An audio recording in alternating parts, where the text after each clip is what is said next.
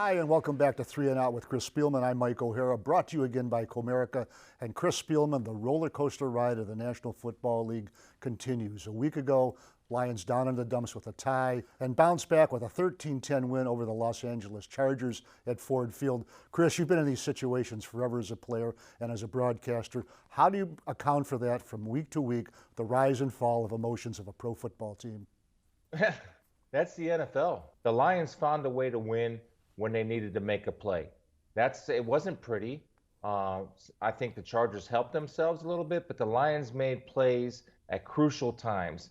I was given some advice one time. Most NFL games are won in the last 10 minutes of the fourth quarter. That was certainly the case for the Lions' victory over the Chargers. Well, let's start with one of those big plays now. And Chris Spielman, it's the third quarter. It's first and goal at the one. On this possession, the Chargers have had 2 touchdowns called back on penalties. But break it down. They got a 10-6 lead, and here's a play by the rookie linebacker, Jelani Toivo. Tell us what you see. Well, Eckler scored earlier on a play similar to this. Now, it starts with number 32, I believe that's Tavon Wilson. He's going to come in on a little bit of a blitz on touch. Now, he's going to be able to turn Eckler's body because he wraps him up. He doesn't just hit him. You see how he wraps and twists? That allows Jelani Toivo just enough to get that right hand in there. And sometimes you got to be lucky. He is lucky. Kennard comes up with the fumble.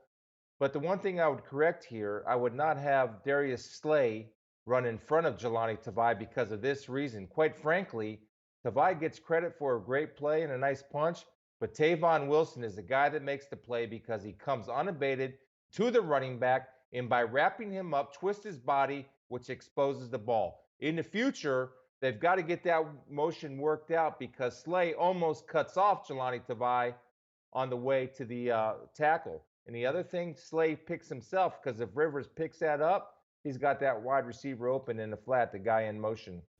All right, Chris Spielman, and that keeps it 10-6, and we move to the middle of the fourth quarter, and it's still 10-6, and the roller coaster ride continues, but the Detroit Lions offense hops aboard. Key play right here on the winning possession, the winning drive, a 4th-and-1 pass to Marvin Jones Jr. Break it down, go 3 and out. Tell us what you see. Well, Marvin Jones Jr. has a guy off on him in 4th-and-1. He's not playing press coverage. So Matthew Stafford says, okay, all I need to do is deliver him the ball. He's going to throw this ball, as he should, right on the inside away from the outside defender. 23 has him on an outside shoulder. Stafford puts it on Jones's inside shoulder. He's a trusted receiver. When Matthew needs to throw a little fastball with some sauce on it, he certainly did that, and it was a crucial play. And it goes back to making critical plays at critical times. Crosby does a nice job here of being patient, passing Bosa off. Take a look. This is now Decker's out. So Crosby passes Bosa off to the guard, and he's sitting there waiting for another guy. That's a young guy that I thought played pretty well. But the strike away from the defender was a perfectly thrown ball and a good call by Bevel, and good recognition by Jones, understanding that he doesn't have press coverage. He just needs to get past the sticks just in case he has to come back to make the catch for the first down. And that keeps this possession going. And look, you never know from week to week who's going to be Matthew Stafford's go-to guy. This week, it's Kenny Golladay with 8 catches, but none bigger than this one. 31-yard touchdown pass. Break it down. Tell us what you see. Well, the protection up front was really solid on this, again. And if you give Stafford time, he's going to hurt you. We'll see it better from the end zone, but Matthew Stafford's going to look to the left and get the safety pulled over there. When he's able to pull the safety away from Kenny Golladay, he knows in his mind he's going to call it Golladay right off the get-go. But because he trusts his protection, which allows him to look to the left, and all you have to do is find Golladay and throw it up to him because he takes a 50-50 ball and turns it into a 70-30 ball. Because of his size, this defensive back has no chance to get him. And Stafford, again, throws it where his guy can only get it. Beautifully thrown ball, but it's all set up. Run it back, guys. It's all set up by moving defensive backs with your eyes. Stafford's going to move the safety out of the field, middle of the field, with his eyes right there, looking left.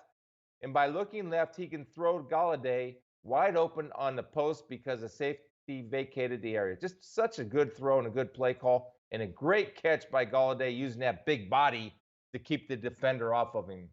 And Chris Spielman, now we go later in the fourth quarter, and no secret, the Los Angeles Chargers targeted Keenan Allen against Darius Slay.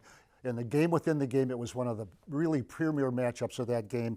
But here they go again on Darius Slay. They targeted Allen 15 times. He had 8 catches, but not this time. Tell us what you see. Break it down.